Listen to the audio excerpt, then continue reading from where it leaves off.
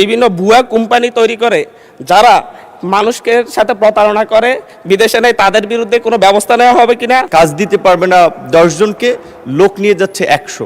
এখানে কিন্তু বিজনেস করতেছে তারা।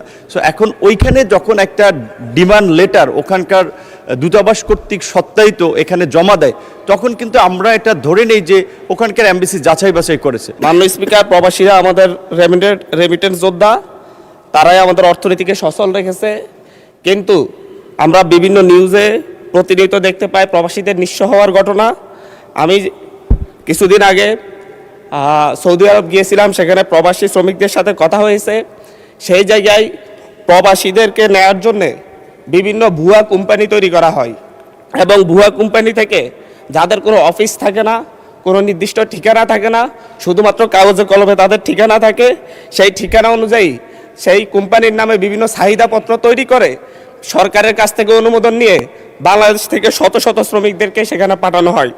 তারা সেখানে গিয়ে বিমান ভাড়া। মাননীয় সদস্য, আমাদের এটা হচ্ছে not statement, it's a question. Please আপনি একটা কোশ্চেন করেন, তাহলে অন্য মাননীয় সদস্য সুযোগ পাবেন আরেকটা কোশ্চেন করার। মাননীয় স্পিকার, আমি ব্যাকগ্রাউন্ডটা বললে কোশ্চেনটাকে ক্লিয়ার হতো। তো এই জায়গায় তারা সেখানে গিয়ে দেখতে পাই যে কোনো কোম্পানি নেই এবং তাদের কোনো চাকরি পায় না। আমরা কিছুদিন আগেও দেখেছি যে একজন না খেয়ে রাস্তায় মারা গিয়েছে। এবং এই ক্ষেত্রে আমি মাননীয় মন্ত্রীর কাছে আমার প্রশ্ন, এই ক্ষেত্রে বিভিন্ন ভুয়া কোম্পানি তৈরি করে যারা মানুষকে সাথে প্রতারণা করে বিদেশে নেয় তাদের বিরুদ্ধে কোনো ব্যবস্থা নেওয়া হবে কিনা, এবং কোম্পানিগুলো যখন চাহিদাপত্র দেয় সেই চাহিদাপত্র সঠিক যাচাই বাছাইয়ের ক্ষেত্রে নতুন করে সরকার কোনো উদ্যোগ নিচ্ছে কিনা। ধন্যবাদ মাননীয় স্পিকার। ধন্যবাদ মাননীয় সদস্য। মাননীয় প্রতিমন্ত্রী। জি, মাননীয় স্পিকার, আপনাকে ধন্যবাদ। মাননীয় সংসদ সদস্যকেও ধন্যবাদ। তিনি একটি গুরুত্বপূর্ণ বিষয় আমাদের সামনে এনেছেন। এটা সঠিক যে ইদানিং লক্ষ্য করা যাচ্ছে যে বাংলাদেশি বিশেষ করে যারা দেশের বাইরে যাচ্ছে তারা অনেকে মিলে কিংবা ওই দেশের মালিক পক্ষের সাথে মিলে একটা নামে মাত্র কোম্পানি খুলে তারপরে এখান থেকে অনেক লোক নিয়ে যায়। দেখা যায় সে কাজ দিতে পারবে না 10 জনকে, লোক নিয়ে যাচ্ছে 100। এখানে কিন্তু বিজনেস করতেছে তারা। সো এখন ওইখানে যখন একটা ডিমান্ড লেটার ওখানকার দূতাবাস কর্তৃক সত্যায়িত এখানে জমা দেয়, তখন কিন্তু আমরা এটা ধরে নেই যে ওখানকার এমবাসি যাচাই বাছাই করেছে।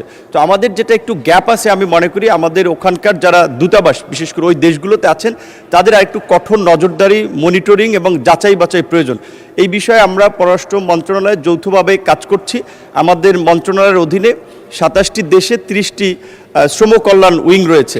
এখানে যে জনবল এবং প্রকৃত অর্থে তাদেরকে যে ফিনান্সিয়াল সাপোর্ট দেওয়া হয় সেটা এই কাজের জন্য যথেষ্ট নয়। আমরা এই বাজেটে সরকারের কাছে বরাদ্দ চেয়েছি আমাদের মন্ত্রণালয়ের লোকবল বাড়ানোর পাশাপাশি আমাদের পররাষ্ট্র মন্ত্রণালয়ের মাধ্যমে আমাদের রেগুলার ডিপ্লোমেসির পাশাপাশি মাইগ্রেশন ডিপ্লোমেসিকে আমরা গুরুত্ব দিচ্ছি। আশা করি আমরা কিছু এখানে প্রতিকারমূলক ব্যবস্থা ভবিষ্যতে নিতে পারবো। ধন্যবাদ।